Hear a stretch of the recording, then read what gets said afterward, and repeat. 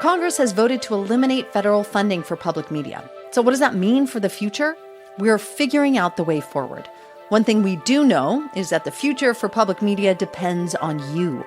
Join other listeners who've stepped up to support public radio with NPR Plus. Sign up and get a ton of great perks. Go to plus.npr.org.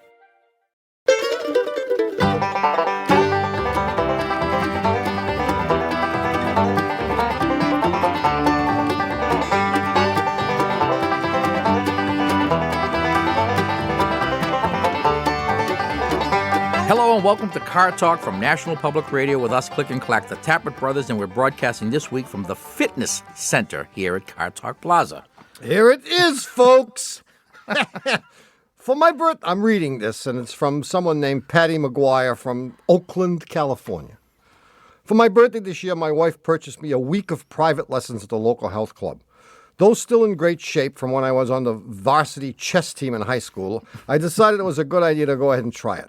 I called and made reservations with someone named Tanya, who said she's a 26-year-old aerobics instructor and athletic clothing model. Sounds great already. My wife seemed very pleased with how enthusiastic I was to get started. They suggested I keep an exercise diary to chart my progress. Day 1. Started the morning at 6:30 a.m. Tough to get up, but worth it when I arrived at the health club and Tanya was waiting for me. She's something of a goddess with blonde hair and a dazzling white smile. She showed me the machines, took my pulse after 5 minutes on the treadmill. She seemed a little alarmed that it was so high, but I think just standing next to her in that outfit of hers added about 10 points. I enjoyed watching the aerobics class. Tanya was very encouraging as I did my sit-ups, though my gut was already aching a little from holding it in the whole time I was talking to her. This is going to be great. This is like the seafood diet. Day 2. It took a whole pot of coffee to get me out of the door, but I made it. Tanya had me lie on my back and pushed this heavy iron bar up into the air. Then she put weights on it, for God's sakes. My legs were a little wobbly on the treadmill, but I made it the full mile. Her smile made it all worthwhile. Day 3. It's deteriorating. The only way I could brush my teeth was by laying the toothbrush on the counter and moving my mouth back and forth over it. I'm sure I've developed a hernia in both pectorals. Driving was okay as long as I didn't try to steer. I parked on top of a Volkswagen. Tanya was a little impatient with me and said my screaming was bothering the other club members. Day 4. Tanya was waiting for me with her vampire teeth in full snarl. I can't help it if I was half an hour late. It took me that long just to tie my shoes. She wanted me to lift dumbbells. Not a chance, Tanya. The word dumb must be in here for a reason.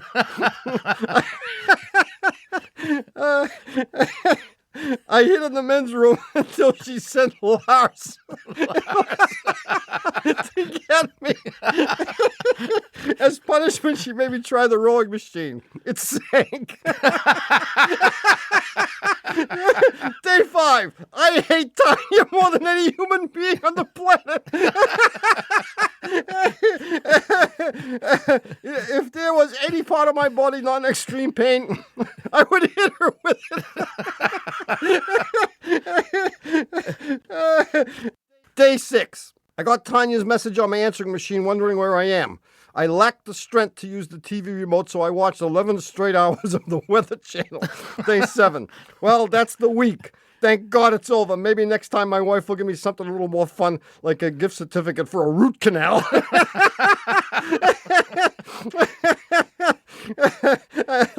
I hate Tanya more than any human being.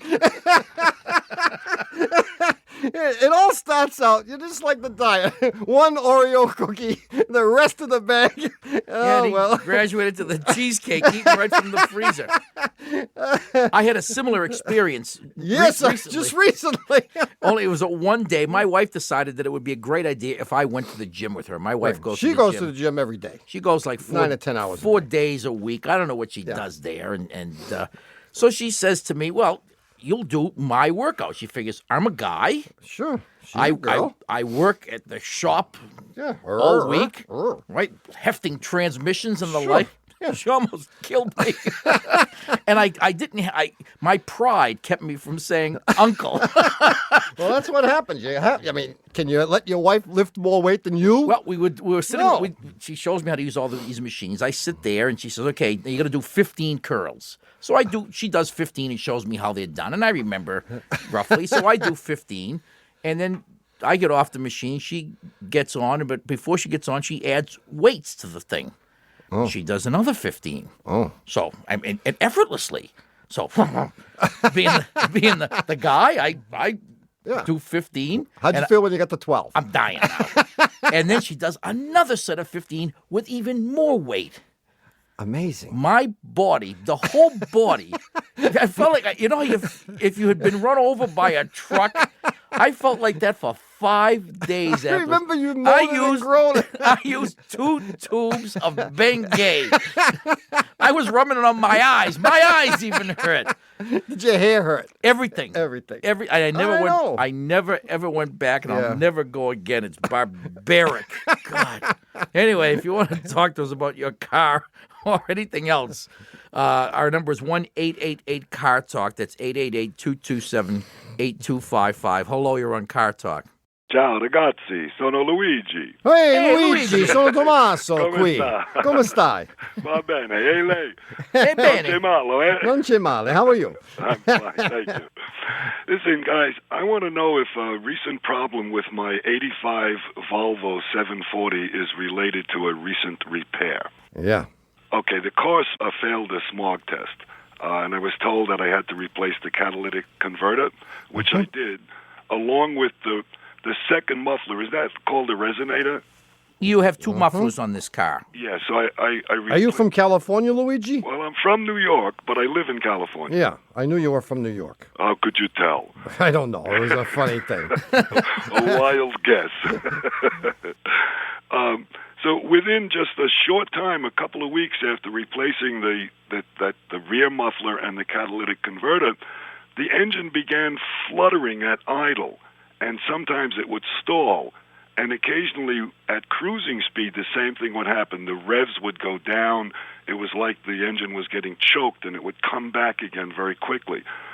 I replaced the fuel filter about 6 months ago, and I don't think it's the fuel pump because that would have failed already, I think. So could it be a clogged catalytic converter or muffler? No.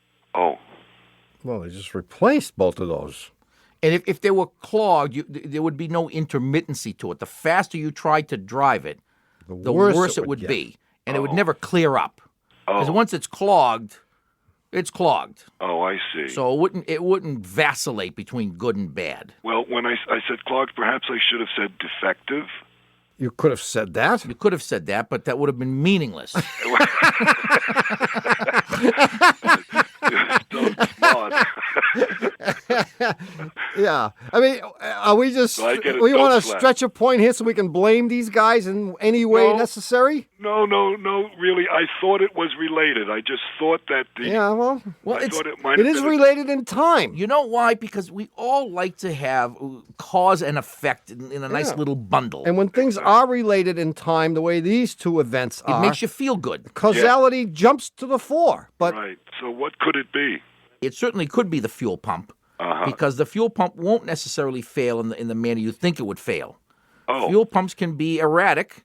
Oh, I see. I thought they were either working or not working. No. The fuel pump can put out way too little pressure from time to time, and that would affect the performance of it. Okay, I guess I better have that checked. You could also have a bad air mass meter. The air mass meter is the thing that measures the mass of air that goes through the filter and through it and winds up inside the engine. And is this air mass meter a difficult or costly thing to replace? It is very easy to replace, but it is very costly. Expensive. Oh, it's God. Several hundreds of dollars. Oh, yeah. So, but before you'd replace that, you'd want someone to test it. I see. Okay, but first I should just check the fuel pump. I would check the fuel pump pressure. Absolutely. Okay. And you must have 150,000, maybe more. 169. Oh, more. 173.4. Gee, I was close. Yeah. Well, you did the right thing to move from New York to California because it was lousy in the snow, wasn't it? It certainly was. Yeah. Well, thanks a lot, guys. Thanks, All right, Luigi. Okay, Grazie mille. Hey, has Doug the Subway Fugitive Berman shown up yet? No. No. Still missing. He's hiding He's still out. missing. I suggest you look for him under home plate in Yankee Stadium. Ciao, bambini. Ciao. Okay, we're going to try a little word association to get you to remember last week's puzzle. You ready? Yeah, I'm ready. Airplane. Lift. Cindy Crawford. Yeah. Do I have to say what I was thinking? No. Well, that's the whole idea, but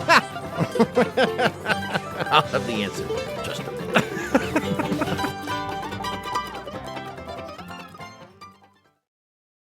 Hey, it's Robin Hilton from NPR Music with some big news for everyone who loves the Tiny Desk. We're giving away a trip to D.C. to see a Tiny Desk concert in person, hotel and flights included. Learn more and enter for free at npr.org/tinydeskgiveaway. No purchase or donation required for entry. Must be 18 years or older to enter. Links to the entry page and official rules can be found at npr.org/tinydeskgiveaway. Americans are living longer than ever before. On the Sunday Story from Up First, we look at a growing number of people using these extra years to find new meaning. You get at a point where you start asking, what did you do in your life that was significant? A look at the transformative power of human passion and finding your purpose in the third act of life. Listen now on the Up First podcast from NPR. If you're a robot, this might not be the show for you. But if you're a human with hopes, dreams, and bills to pay, the Life Kit podcast might be just what you need. 3 times a week, Life Kit brings you a fresh set of solutions to help you tackle topics big and small, from how to save money on groceries to how to bring the house down at karaoke. You know, human stuff. Listen to the Life Kit podcast from NPR, presentado por mí, Mariel Segarra. Hi, we're back. You listen to Car Talk with us, Click and Clack, the Tappert brothers, here to talk about cars, car repair, and the answer to last week's puzzle. And here it is. Yeah. You paying attention? I'm listening. A lone hijacker commandeers a jetliner 3 parachutes. on its way from Boston to L.A. Yeah. At gunpoint, he instructs the pilot to land the plane at O'Hare in Chicago, whereupon he further instructs the pilot to call the authorities and tell them that the hijacker wants $1 million in cash, Cindy Crawford, and 3 parachutes. If they do this, he'll let half the hostages go. They negotiate. He drops the Cindy Crawford demand, and the money and the 3 parachutes are delivered. Yeah. The hijacker sets half the hostages free. The plane then takes off, headed for L.A. After an hour or so, he tells the pilot to drop down to a lower altitude. He opens the door. Attached to one parachute is the suitcase with the $1 million in it. Attached to the other parachute is he, and he jumps out over the wilds of Montana, someplace where he's intending to meet an accomplice. As luck would have it, he gets hit by a speeding motorist.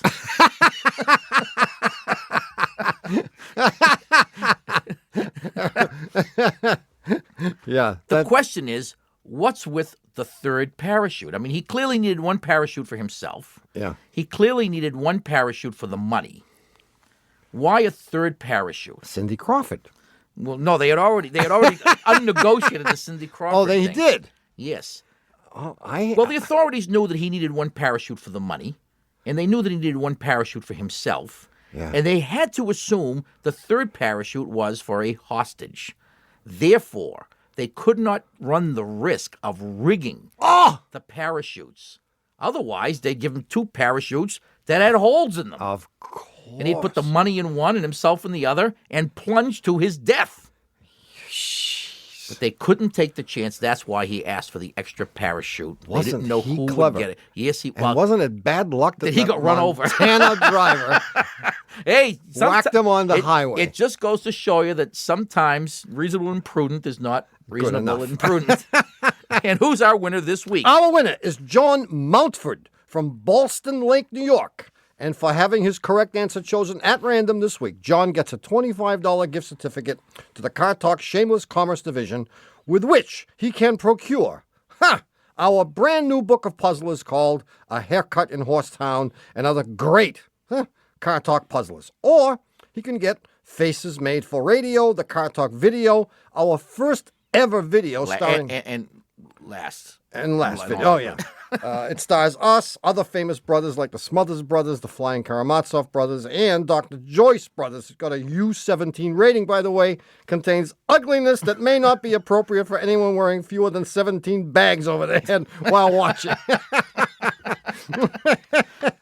Anyway, John, you just call the Shameless Commerce Division at 888-CAR-JUNK or visit it at the Car Talk section of cars.com, our website, and pick whatever you want. $25 Go worth. Crazy, John. Knock yourself out. Knock yourself out is right. Anyway, we will have another new puzzler coming up later in today's show, in the third half, I believe, of today's show. Yeah.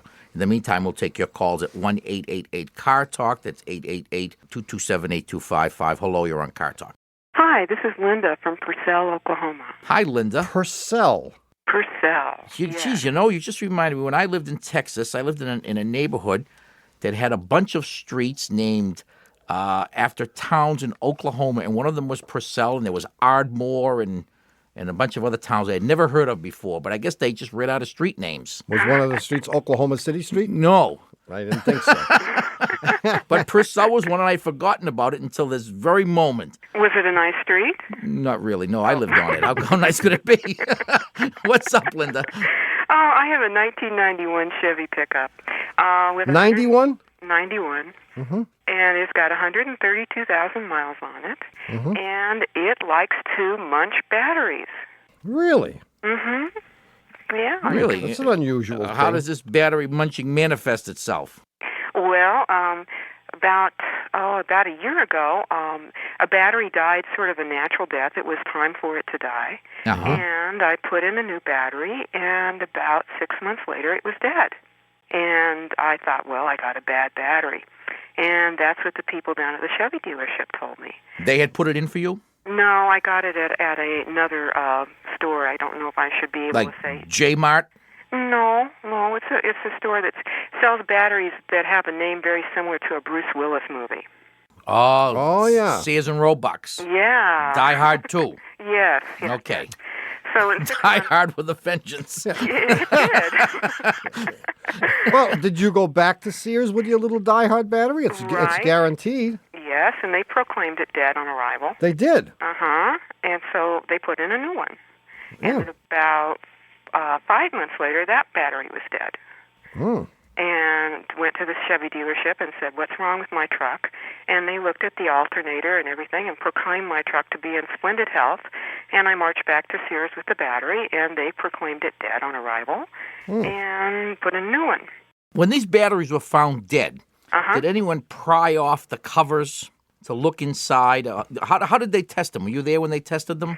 They put them on some kind of machine. And I didn't actually see the machine. But we did pry off the cover, and there was water inside of them. There was, huh? Uh-huh. Okay, continue the narrative. Well, There is no more, huh? now we're down to 4 months, and the last one has died. Well, I mean, I have to say that the likelihood of the batteries being defective is getting to be very, very small. Right. And the likelihood of the Chevy dealer being wrong is getting to be very, very big. Uh-huh. Well, what should I tell them to look at since they claim my alternator is fine? Well, your alternator isn't fine. I don't think so. I think think it's putting out current, but not enough. Oh, I think it's putting out too much. Too much. That Yes. could be. I think the alternator, in fact, is fine. It's the voltage regulator part of it that's not fine. I think once in a while this thing is putting out too much juice, and it's cooking the battery. Have you ever noticed any peculiar? But that would suggest no fluid when she looked in Well, the that's little why holes. that's why I asked. But I not, know. but not necessarily. That's why I went for the low charge. Yeah, I know. But that was the easy way. But it wasn't the cowboy way. And when it dies, the very first time the vehicle won't start, the battery is gonzo, dead, never to be retrieved, or does it ever get jump-started? Well, actually, right before it dies, the truck manifests some unusual behaviors. Yeah, speak to us. The windshield wipers just started doing sort of stochastic behaviors. Going fast? Real fast? Boom, boom, boom, boom, boom, boom, boom? Not turning off and Overcharging. Overcharging. Overcharging. Yep. Absolutely. So the Chevy dealer is not correct. Something is definitely wrong with the charging system. And I agree with my brother. It's overcharging, not undercharging. Yeah, if your wipers exhibited that spastic behavior, then it was getting too much juice, too many volts, and that's cooking the battery, so you need to replace the alternator. Replace the alternator I and think the so. voltage regulator, The both? voltage regulator is in it. Okay. Yeah. It's all one piece. Built it in, as they say. Built it in. Built it in. And when this fixes it, you're going to have to go back and pay Sears for those 3 batteries that they gave you because they were not at fault. No, they weren't. And in all good conscience, that would be the cowboy way. Right. I would just, according to our pals, Riders in the Sky, that would be the cowboy way. I think you should just slide a couple of $100 under the door of the automotive department anonymously. Yeah, because they gave you 3 batteries that they shouldn't have had to give you. Yes. So get out and get a new alternator before it's too late. Better yet, the Chevy dealer should give the money to Sears. No, I like that. Yeah, idea. I don't think anyone should hold his breath on that one. See you, Linda. Thanks so much. Bye-bye. But in a perfect world, Yes. that's how it would be. The Chevy dealer would say, we made a mistake here. We cost Sears 3 batteries because of our incompetence or our sloppiness or negligence or whatever. But it would be really nice. And if the Chevy dealer down there in, where's she from? Purcell, Oklahoma, would like Oklahoma, yeah. would like to do that. It's a Homer Simpson. We would be happy to give you the Click and Clack Award. Yes. For the year. For bravery and honesty. Bravery, honesty, truth, justice, and the American way. Hear, hear. Wow. We'll have to go down there personally to present. And we award. will. Is there a train? Yeah, there sure is. All right, it's time to take another short break. Time to make the donuts. No, time to leave the donuts, actually. Gotcha. We'll be back in a minute.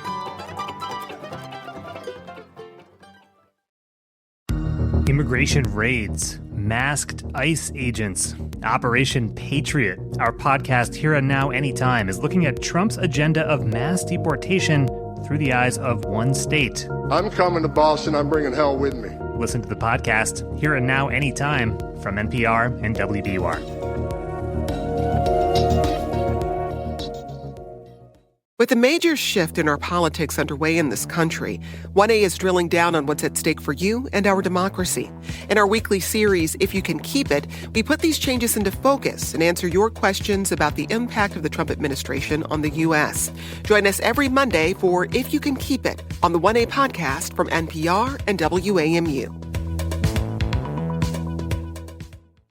I'm Peter Sagal. NPR is very serious, mostly. It treats newsmakers with all due respect, almost all the time. It brings you the most important information about the issues that really matter, usually. And it never asks famous people about things they don't know anything about, except once in a while. Join us for The Great Exception. Listen to Wait, Wait, Don't Tell Me, the news quiz from NPR. Do you ever look at political headlines and go, huh? Well, that's exactly why the NPR Politics Podcast exists. We're experts, not just on politics, but in making politics make sense. Every episode, we decode everything that happened in Washington and help you figure out what it all means. Give politics a chance with the NPR Politics Podcast, available wherever you get your podcasts.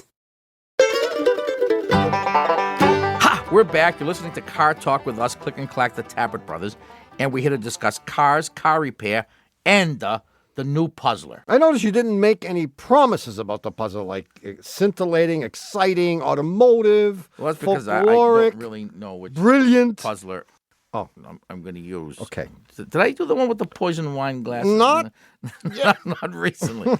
Here it is. Well, you have one. Well, yes, I do. Of course I have a puzzler. All right. Almost everyone remembers from his or her days in school the Pythagorean theorem. Yes.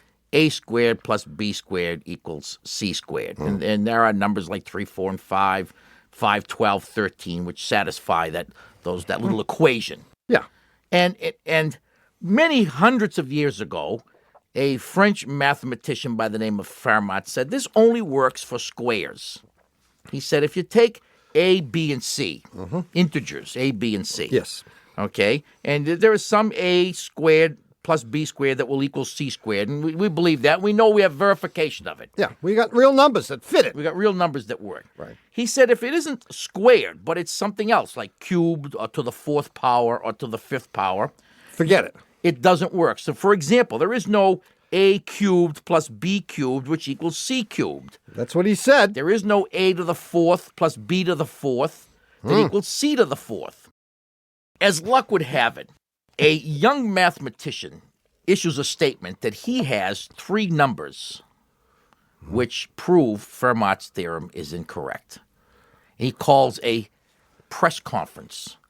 Now, he doesn't want to divulge everything right away. He wants the drama to build a little bit, does he not? Going to give him one number. He gives him all 3 numbers. He doesn't tell the power. He's going to give him A, B, and C. Yeah. Here are the numbers. You ready? Oh, I got to write this down. A equals 91. Yeah. B equals 56. I know the answer already. Wait a minute. Yeah. I'm going to tell you what C equals. I'm going to tell you I'm going to tell you what it is. Go ahead. 147. Wrong. C equals 121. So it just so happens that at this little impromptu press conference, there were all these science reporters from all the podunky little newspapers around this town. And one of the reporters has his 10-year-old kid with him because it happens to be a holiday. Yeah. He's off from school. And the kid very sheepishly stands up and raises his hand and he said, I hate to disagree with you, sir, but you're wrong. The question is, how did he know that he couldn't, with these numbers, that the guy couldn't possibly dispute Fermat with these three numbers? Now, if you think you know the answer, write that answer on the back of a new excellent $20 bill where there's plenty of blank space on the back side.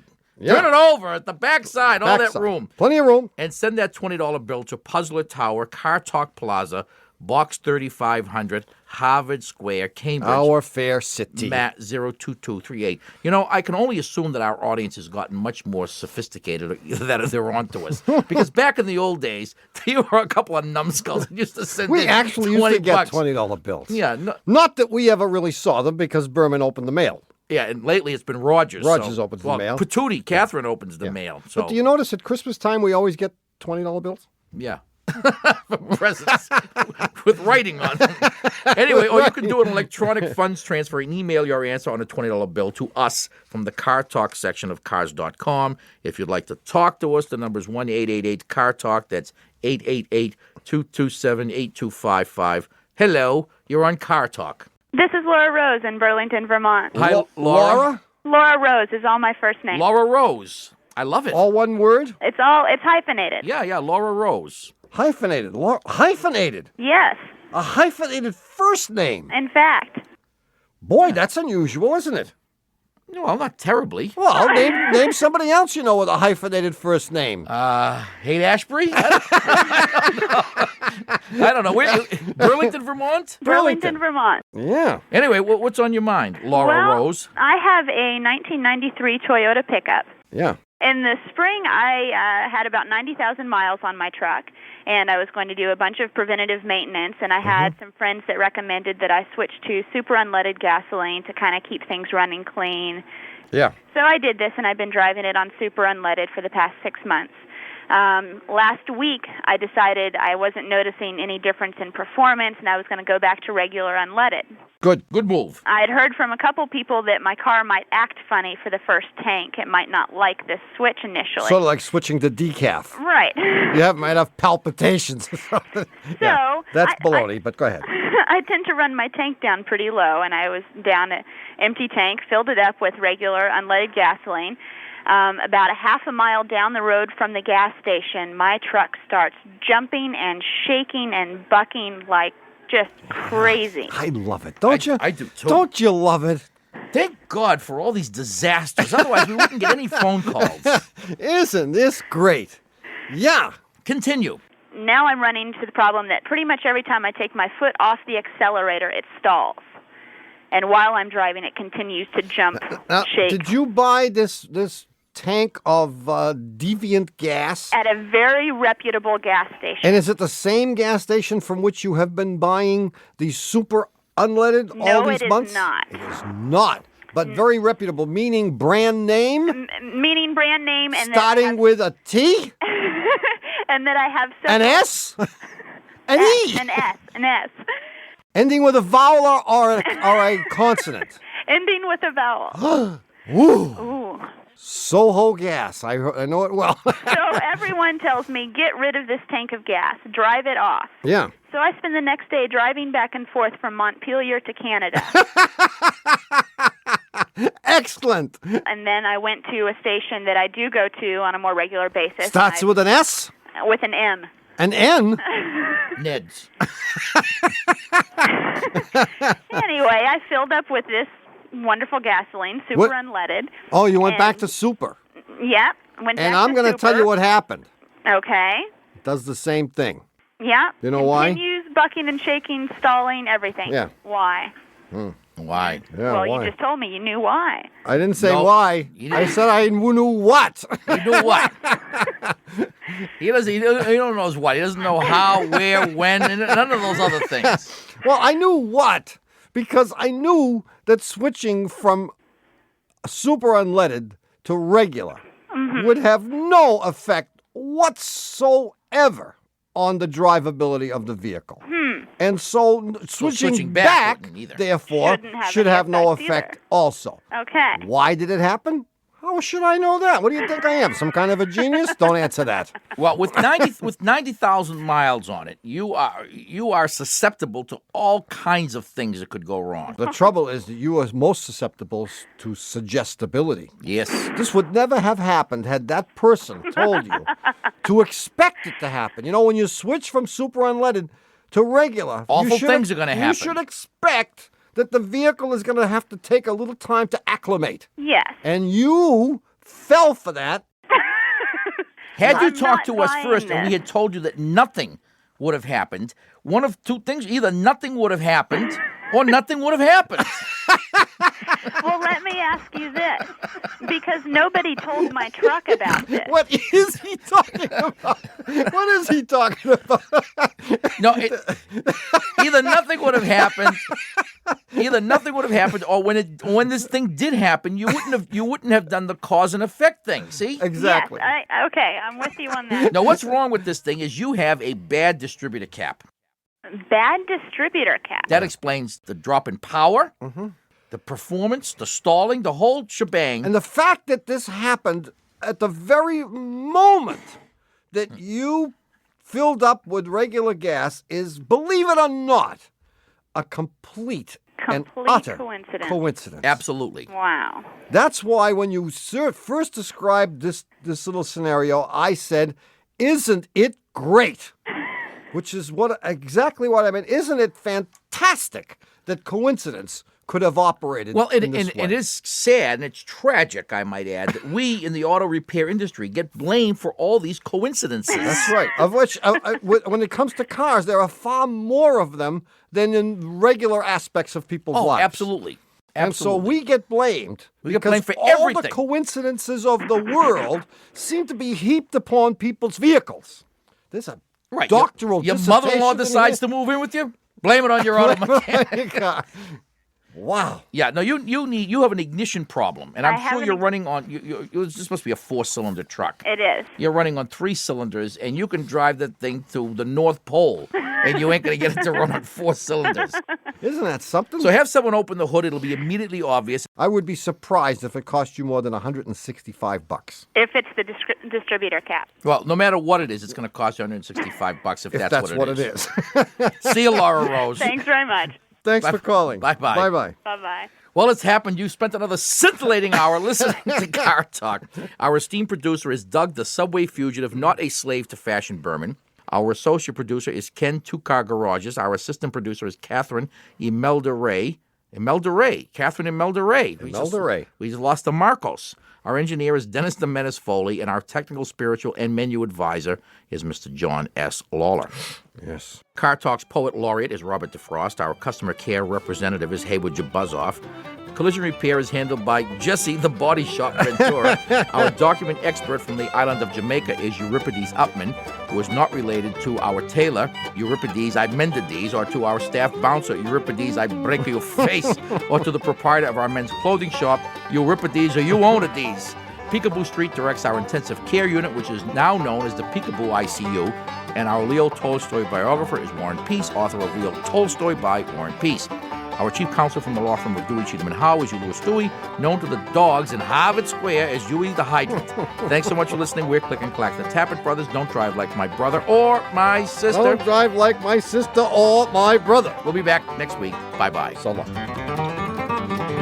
And now, here is Car Talk Plaza's very own rap master, Mr. Vinny Ice-T Goombats. Hey, if you're in this week's show again, we'll put you in heaven. Order this week's Car Talk number 47.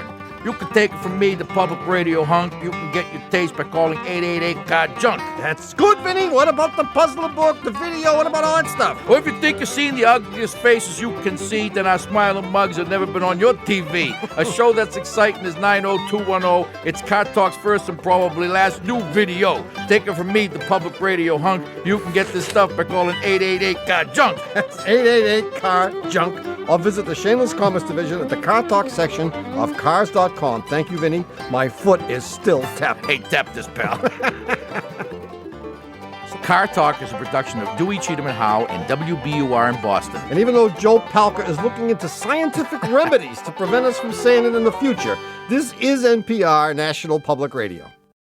Pop Culture Happy Hour, NPR's easy breezy, laid back pop culture podcast, has brought you the best in culture for the past 15 years. That means we spent the last 15 years talking about what exactly? Bad reality TV, actually good Marvel movies, Actually awful Marvel movies, reboots, pop music, prestige dramas, Netflix slop. That's 15 years of buzzy pop culture chit chat, and here's to many more with you along for the ride.